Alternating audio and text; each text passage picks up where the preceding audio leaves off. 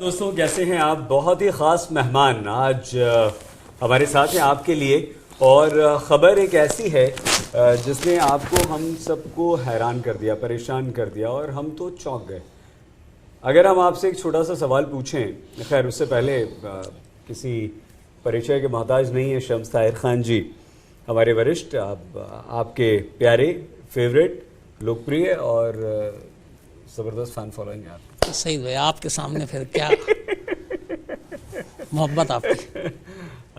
तो आप सब जो मोहब्बत लुटाते हैं ना इन पर, क्राइम वालों पर तो खबर आज शम्स ताहिर खान जी की उपस्थिति यहाँ पर इसलिए बहुत, जहाँ पे बुरी चीजें होती है वहाँ मेरी उपस्थिति हो जाती है। ये बहुत बिल्कुल ठीक कहा आपने, बिल्कुल सही बात, कड़वा सच है, कड़वा सच है। हाँ। लेकिन हर बुरी चीज में शम्स ताहिर खान रहते हैं और उतने ही अच्छे इंसान। अरे ये गजब बात है, कमाल है। और आपकी टीम जो है ना, आपकी टीम अद्भुत है। जो आपके रिपोर्टर्स हैं, आपके जो प्रोड्यूसर्स हैं, जो हमारी क्राइम टीम है, और हर इंसान इतना प्यारा है, इतना अच्छा है और इतना टैलेंटेड, नॉलेजेबल, पढ़ा लिखा। सही भाई, मैं हैरान रह जाते हैं, सीखता हूँ, यही मेरी ताकत है। हम हैरान रह जाते हैं, ये बड़प्पन है आपका, दिस इज योर मॉडेस्टी। तो हम हैरान रह जाते हैं जब भी आपकी टीम से मिलते हैं, चाहे आपके रिपोर्टर्स हों, प्रोड्यूसर्स हों। कमाल टीम है आपकी, लिखने में, पढ़ने में। और आप सबसे बड़ी बात है जो हर रोज़ 11 बजे आपकी जो मेहनत होती है और आपकी जो स्क्रिप्ट होती है, उसके हम लोग बड़े दीवाने हैं सारे। आपके शब्दों से खेलना, और वो रोंगटे खड़े कर देने वाली, आंखों में आंसू ला देने वाली स्क्रिप्ट, बिल्कुल भावुक कर देने वाली स्क्रिप्ट, गुस्से में भर देने वाली आपकी लेखनी, तो ये कमाल है, इसमें कोई शक नहीं। तो दोस्तों, हम आपसे ये कह रहे थे कि अगर हम आपसे पूछें कि आपने एक साथ इकट्ठा कितने नोट देखे हैं, 1 लाख, 2 लाख, 10 लाख, 1 करोड़, तो हमने तो लाखों में भी नहीं देखे हैं। आपने कितने देखे हैं? तो आप भी सोचेंगे, कुछ लाख का आप जिक्र करेंगे, कुछ हमारे साथी यार दोस्त ऐसे हो सकते हैं शम्स भाई कि वो कहें कि करोड़, 2 करोड़, लेकिन 100 करोड़, फिर 150 करोड़, फिर 177 करोड़, फिर 200 करोड़, फिर 269 करोड़, ये चक्कर क्या है? क्या इतना पैसा होता भी है? ये बताइए आप हमें, किसी एक व्यक्ति के पास। मुझे जो आपने कहा ना 2016 में, याद आप भी आए थे, मेरी छोटी सिस्टर की शादी थी। हाँ, अरे तो वो जो बावर्ची थे और टेंट वाले सबको, तो इत्तेफाक की बात यह है कि उसी वक्त नोटबंदी आई थी। 16 दिसंबर की शादी थी और नवंबर में नोटबंदी आ गई। अब ये हुआ कि क्या करें, और वो सारे पैसे अब कोई लेने को तैयार नहीं। अब मैंने कहा कि अगर ये इनको ना दूं तो फिर कहाँ बैंक में लाइन लगूं, तो बड़ी मुश्किल से तैयार हो गया। मैंने कहा चल जाएगा यार। तो उन सबको जब पैसे दिए तो पहली बार मैंने अपने जिंदगी में जो गिने थे वो 4 लाख रुपए गिने थे उनको देने के लिए हाथ से। हाँ, ये शादी में देने थे, तो ये था। हाँ, इतने तो, लेकिन गिनती भी अगर आप गिनने की छोड़िए, 257 करोड़ में कितनी गिनती होती है शायद, ये फिर सोच के बताऊंगा, नहीं गिन सकते। अच्छा, हम चाहेंगे हमारे प्रोड्यूसर से कहेंगे एक बार हम लोगों को दिखा दें प्लीज। और एक बेहद खास मेहमान हमारे साथ में, हमारी बहुत ही प्यारी दोस्त, बहुत ही शानदार जर्नलिस्ट प्रीति चौधरी। प्रीति को आपने इंडिया टुडे टेलीविजन पर खूब आप देखते हैं। आज तक पर जब भी प्रीति आती है हम तो बहुत खुश हो जाते हैं, और हमें लगता है कि कम आती हैं। कम आती हैं, लेकिन जब भी आती हैं तो हमें हमेशा दोस्तों ये लगता है, हम प्रीति से कहते भी हैं कि प्रीति आप आज तक पर ज्यादा आया कीजिए।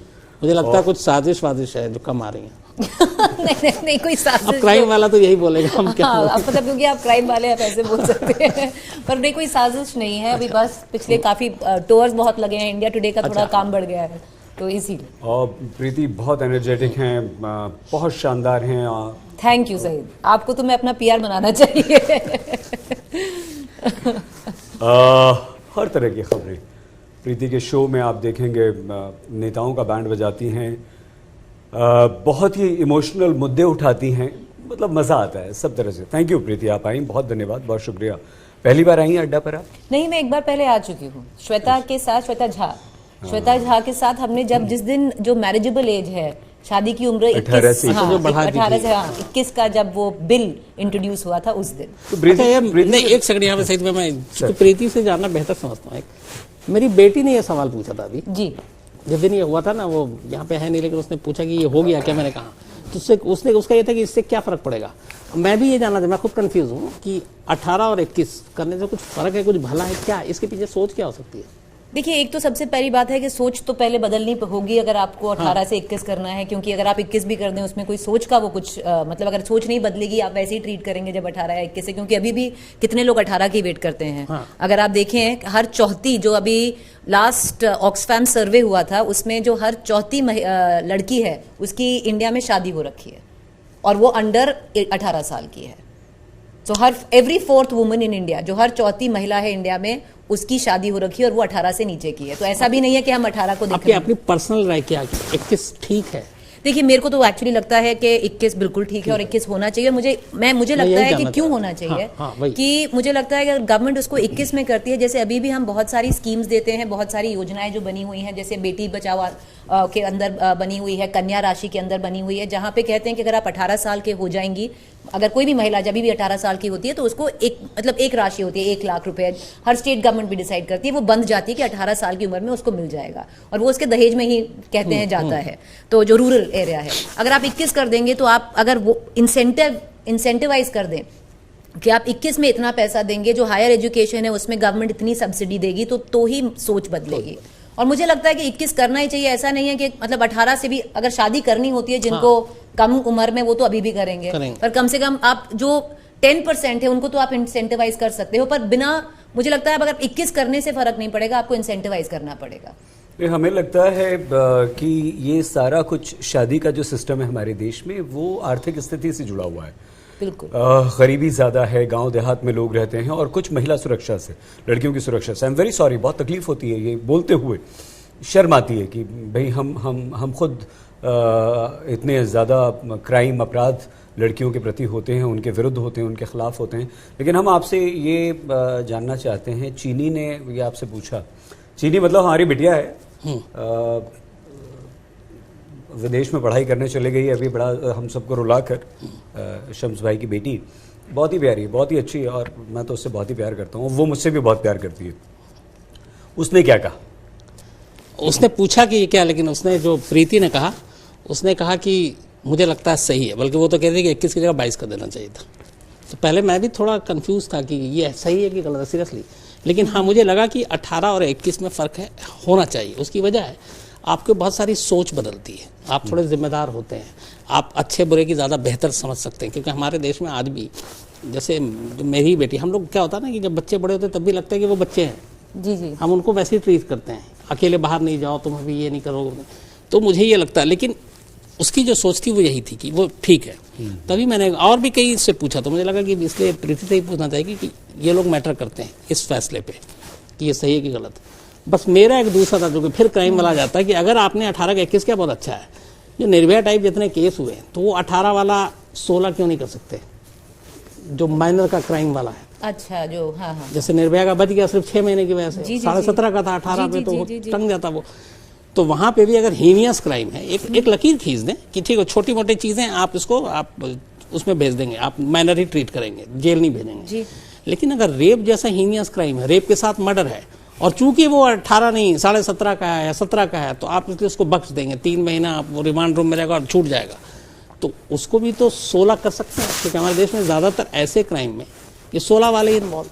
नहीं, मैं आपसे बिल्कुल सहमत हूँ। मुझे भी लगता है, जैसे मैं उस लॉबी से बिल्कुल बिलोंग नहीं करती हूँ जो नहीं बिलीव करती। मुझे जो लगता है कि नहीं रिफॉर्म है, बहुत यंग एज है, मैं ऐसे उस पर बिलोंग नहीं करती हूँ। कि मुझे लगता है आपको थोड़े बेंचमार्क्स, जैसे आपको जैसे ही आप लॉ मॉडिफाई करते हो, आप उसमें ऐसे क्लॉजेस ला सकते हो कि अगर ये रिपीट ऑफेंडर है, कितना हार्ड कोर क्रिमिनल है, अगर 16 साल में आपने इतना बड़ा आप क्राइम कर सकते हो, तो आपको रिस्पॉन्सिबिलिटी लेनी होगी। और वो मुझे लगता है, मैं बिल्कुल आपसे एग्री करती हूँ। एक बात और बताइए, जिससे आपने कहा कि हम अपनी ही बिटिया को कि अकेले मत निकलो, यहाँ मत जाओ, वहाँ मत जाओ, हम लोग कितने जिम्मेदार हैं, हमारे पेरेंट्स कितने जिम्मेदार हैं जो अपनी बच्ची की कोशिश ये करते हैं। मैं हम लोगों की बात नहीं कर रहा हूँ जो मेट्रोज़ में आ गए हैं, बड़े शहर में आ गए हैं, थोड़े हमारे दिल दिमाग सब खुल गए हैं, लेकिन आज भी देश का 70% जो हमारी आबादी वो गाँवों में बसती है, कस्बों में बसती है। वहाँ क्या मेंटालिटी आपने देखा? आप घूमती हैं, आपने हिंदुस्तान भर के अलग अलग राज्यों के इलेक्शंस कवर किए, क्या बच्चों को लेकर माँ बाप की सोच क्या होती है? वो भी चाहते हैं कि जैसी बेटी बड़ी हुई, जवान हुई, उसकी शादी कर दो, उन्हें उम्र से कोई मतलब नहीं होता? नहीं, आप सही कह रहे हैं। अगर वो एक्चुअली ग्रेन सही सेम ही रहता है सईद, अर्बन रूरल में ग्रेन अगर आपका वैसा है वो सेम ही रहता है, परिस्थितियां अलग होती हैं। और जहां तक मैंने देखा है, जैसे हमने एक बहुत बड़ी स्टोरी की थी जब हम बांडा में थे उत्तर प्रदेश में, 2019 के चुनाव में की थी, जो आपने पहले छेड़ा था और आपने उसको एक्सप्लेन नहीं किया था, वो मैं एक्सप्लेन कर देती हूँ कि सुरक्षा की को लेकर इतनी बड़ी प्रॉब्लम क्यों होती है गांव में। बहुत सबको लगता है कि अगर हमारी बेटी 18 की हो गई, इसकी अभी शादी कर दो, नहीं तो रेप हो जाएगा, कोई छेड़ जाएगा या बिगड़ जाएगी या किसी के साथ भाग जाएगी। मतलब पर ये उनके दिमाग में प्लॉजिबल कंसर्न्स होते हैं, ये एक्चुअल कंसर्न्स होते हैं, क्योंकि वहां पे ऐसा होता है कि मतलब मैं बैठ के बोल सकती हूँ कि अरे ये बिल्कुल पेट्रियार्की है, मिसोजिनी है, अंग्रेजी के 3 शब्द और इस्तेमाल कर सकती हूँ इस बारे में, पर वहां की हकीकत जो है उनको उसी सोशल सेटअप में रहना है। तो अल्टीमेटली अगर आपको ग्रेन बदलनी है, जैसे आपने बोला, शम्स ने बोला कि देखिए के आपको 18 में समझ नहीं होती है।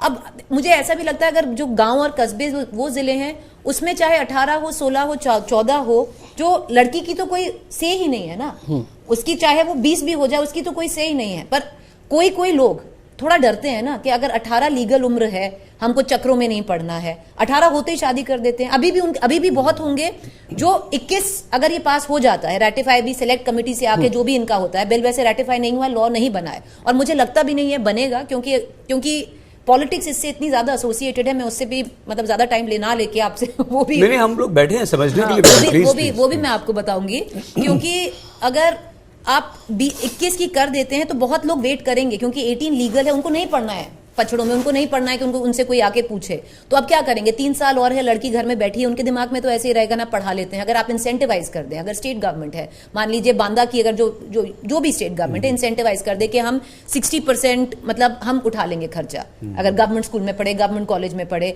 और इंसेंटिवाइज कर दे कि हम इनकी नौकरी लगवा देंगे आगे। अब आप फाइनेंशियली जोड़ देते हैं ना। बेसिकली सबसे बड़ा क्या होता है वुमन का, सबसे बड़ी फ्रीडम एक महिला के पास, सिर्फ चाहे आप कुछ भी कह लें, शादी कुछ भी से नहीं आती, सिर्फ फाइनेंशियल फ्रीडम, इंडिपेंडेंस से आती है। अगर आप अपना पैसा खुद कमा रहे हो तो आप में हिम्मत है कि आप एक बैड मैरिज छोड़ सकते हो, अगर आपका पति आपको पीटता है उसको छोड़ सकते हो, अगर आपके पास फाइनेंशियल इंडिपेंडेंस है।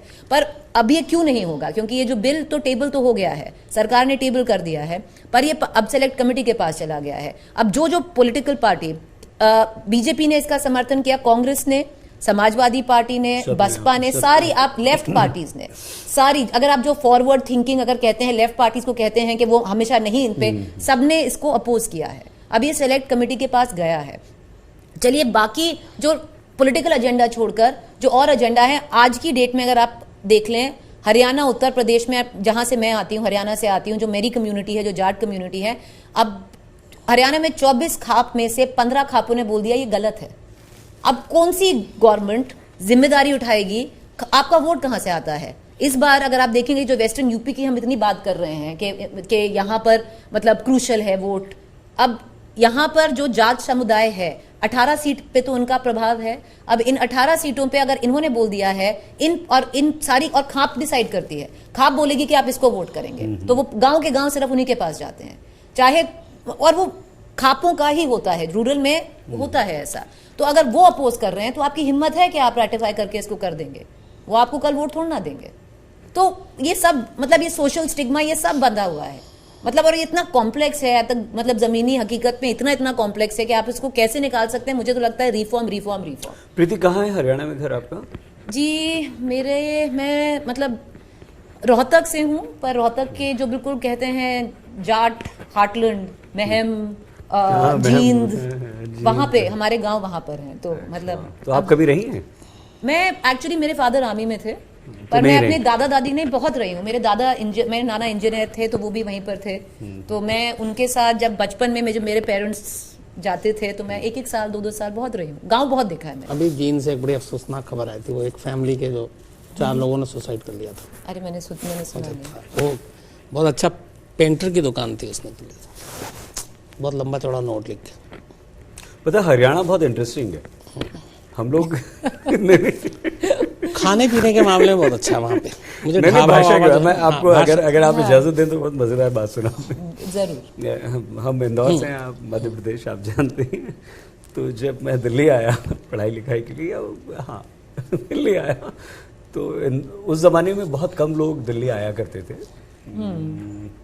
लोग घूमने आते थे। पता चल गया कि हमारा एक बच्चा दिल्ली में है तो चलो दिल्ली चलते हैं, उससे मिलने के बारे में घूमेंगे।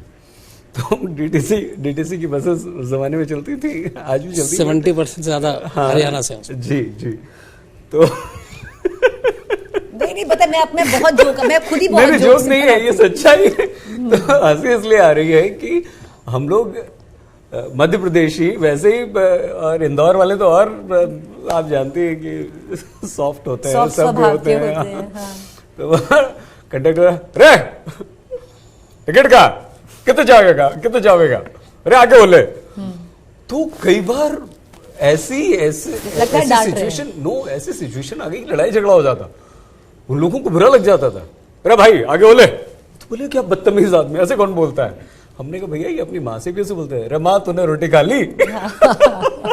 दिल्ली पुलिस जो बदनाम थी कि पब्लिक से ठीक बिहेव नहीं करती है, उसकी वजह ये थी कि दिल्ली पुलिस में जो जितने भी हैं 60-70% से ज्यादा हरियाणा के हैं। तो सेम जो ये लैंग्वेज है वो वैसे यूज करते, तो कहते हैं बदतमीजी से बात कर रहा है, बहुत कम मिलेंगे। तो कहेंगे यार ये बदतमीजी से बात कर रहा, तो कहते हैं भैया बुरा मत मानो, ये हरियाणा से, ये प्यार भी इसकी बोलेंगे तो ऐसे ही बोलेंगे। नहीं, जो भी फार्म लॉज हुए थे, जब हम वहाँ पे थे, मैं आपको अपने हरियाणा के बारे में किस्सा सुनाया तो मैं बताती हूँ, वहाँ पे बहुत सारे फार्म यूनियंस हरियाणा की भी आई हुई थी। तो जब ये उठा तो मोदी ने, जो प्रधानमंत्री, उन्होंने बोला था कि देखिए हम शायद समझा नहीं पाए। तो आप जिस भी फार्म यूनियन के हेड के चीफ के पास जा रहे थे, तो बस ये कह रहे थे देखिए ये जाट हैं, आप इन्हें बहका सकते हो, समझा नहीं सकते हो। तो पहले इन्हें लग रहा था आप इन्हें कि आपने बहका दिया, अब जब अगर आप समझाने बैठोगे नहीं समझेंगे। ये लाइन अच्छी है, बहका सकते हो, समझा नहीं सकते। तो खैर, लेकिन बहुत ही प्यारे लोग होते हैं, इसमें कोई शक नहीं। क्या खिलाने में, क्या खिलाते हैं भैया, दबा के एकदम देसी। अगर आपको खाना हो, शुद्ध रोटी खानी है, कंडे की, हम कंडा कहते हैं हमारे मध्य प्रदेश में, वो आप लोग क्या कहते हैं, उपला, गोबर वाला जो